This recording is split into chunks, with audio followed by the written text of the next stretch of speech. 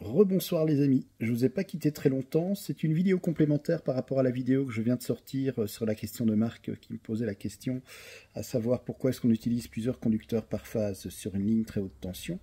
Eh bien, c'est vrai que j'ai été un petit peu trop vite dans ma vidéo, j'ai oublié de vous parler de quelque chose d'important, c'est aussi pour diminuer l'effet couronne. Alors l'effet couronne, qu'est-ce que c'est ? Eh bien, l'effet couronne, ce sont des décharges qui vont se produire au niveau, je vais dire, de la surface du conducteur.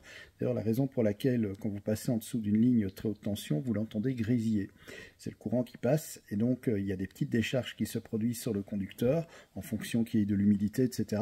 Et donc, justement, le fait de mettre plusieurs conducteurs, on diminue l'effet couronne. Et puis aussi, bien sûr, je vous ai parlé de la résistance de la ligne. Alors, c'est vrai que comme on est en alternatif, on va plus parler d'impédance. Et donc, ça permet de diminuer l'impédance. Et en diminuant l'impédance de la ligne, eh bien, on augmente ses capacités et surtout, on diminue les pertes. Ce qui est évidemment recherché, vu que les lignes très haute tension acheminent l'électricité sur de très très grandes distances. On parle aussi d'interconnexion. Donc ce sont des lignes qui assurent les connexions entre les différents pays et qui permettent justement soit d'exporter l'électricité ou de l'importer. Voilà. Allez, sur ce, je vous souhaite une bonne soirée ainsi qu'un très très bon week-end.